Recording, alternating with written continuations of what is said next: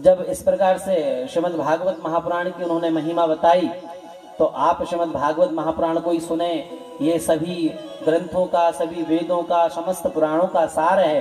तो महाराज जो सौनकादि 88,000 ऋषि थे, उन्होंने गुरुजी से बोला कि गुरुदेव ये बात कहनी तो नहीं चाहिए, पर लोग जो होते हैं सब अपनी अपनी चीज की अच्छाई करते हैं, सब विशेषता बताते हैं। तो आप तो जब से तारीफ ही तारीफ कर रहे हैं, अब श्रीमद् भागवत महापुराण की यदि कोई विशेषता है तो वह हमें बतलाइए।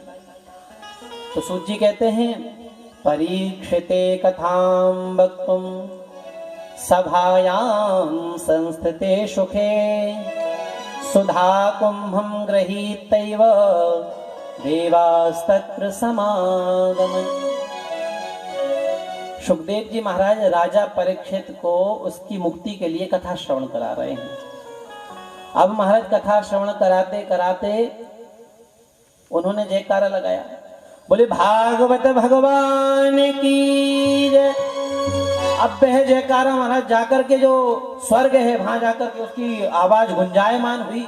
अब जब आवाज गुंजायमान हुई महाराज सभी देवता एकत्रित हो गए। कहले ये आवाज कहां से आई? बोले क्या है भागवत, कहां से आवाज आई? तो बोले अपन तो जानते नहीं, कहां जाएं? तो बोले बृहस्पति गुरुजी से मिलिए। सब एकत्रित होकर के गए, गुरुजी को नमस्कार किया, दंडोत की। बोले गुरुजी बड़ी भयंकर शब्द हुआ। बोले कैसा? बोले महाराज पता नहीं, बड़ा भयंकर शब्द हुआ था, बड़ी जयकार थी। क्या थी, कहां से थी, कुछ नहीं पता। बृहस्पति जी ने ध्यान लगाया, बोले अरे भागवत का आयोजन हो रहा है। बोले कहाँ? बोले पृथ्वी लोक पे, मृत्यु लोक पे सुखदेव जी महाराज कथा श्रवण करा रहे हैं। बोले ये भागवत क्या है? बोले महाराज भागवत क्या नहीं है ये पूछो आप। तो क्यों? बड़ी अलौकिक चीज है। अच्छा तो कहले बोले गुरुजी हम जाएं? अरे बोले जा तो रहे हो पर ऐसे ही नहीं मिल जाएगी कथा। तो बोले क्या करें? तो बोले अब कुछ भेंट तो ले जाओ कम से कम, जब आदमी से अपन मिलने जाते हैं कुछ भेंट ले जाते हैं। अब देवताओं ने सोचा ऐसी कौन सी चीजें ले जाएं जो श्रीमद् भागवत महापुराण हमको मिल जाए। तो सुधा कुंभं गहीतैव देवास्तत्र समागमन्। सभी देवता एकत्रित होकर के अमृत कलश को महाराज जाकर के सुखदेव जी महाराज के सम्मुख रखा और बोलते गुरुजी ये आपके लिए हम भेंट लाए हैं और इसके विनय अर्थात बदले में हमको श्रीमद् भागवत महापुराण का श्रवण करा दीजिए। सुखदेव जी महाराज बड़े चिंतित हुए। बोले कहाँ श्रीमद् भागवत महापुराण और कहाँ ये अमृत कलश तुच्छ और इसका विनिमय? क्योंकि देखो श्रीमद् भागवत महापुराण जो है यदि इसका कोई वास्तविकता में, ये मत सोचना कि हम कथा कर रहे हैं, आप सुन रहे हैं, आयोजन है, चल लो। यदि वास्तविकता में श्रीमद् भागवत महापुराण का कोई श्रवण करे, यहाँ करे, घर में करे, एक श्लोक करे, एक से आधा श्लोक करे, आधे से आधा एक शब्द का भी यदि घर में स्मरण करता है तो हमारे श्रीमद् भागवत महापुराण में वह सामर्थ्य है कि आदमी का मोक्ष निश्चित है। तो हमारे श्रीमद् भागवत महापुराण और उधर अमृत कलश। अब अमृत कलश पीने से क्या होगा? आप अमर हो जाओगे। अमर का मतलब सदा के लिए अमर नहीं हो जाओ। बोले तो बोले स्वर्ग में जब आप जाओगे तो वहां पे स्वर्ग आपको, वहां स्वर्ग मिलेगा और वहां आपकी मृत्यु नहीं होगी, सशरीर आप वहां जाएंगे। बोले फिर क्या होगा?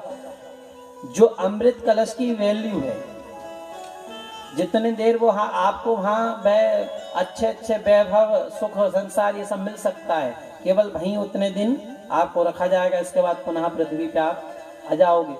तो बोले ये तो बड़ा मतलब बदला, कहाँ ये हीरा और कहाँ वो कांच को, कांचा हक को मणे महान।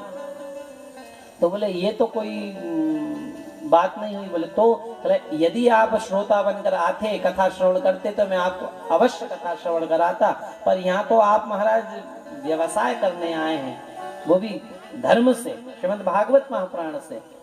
तो महाराज उनको अयोग्य समझ करके सुखदेव जी महाराज ने जाने को कहा और श्रीमद् भागवत महापुराण का कथा श्रवण नहीं कराया। बोले क्यों? क्योंकि कथा श्रवण महाराज बड़ा दुर्लभ है।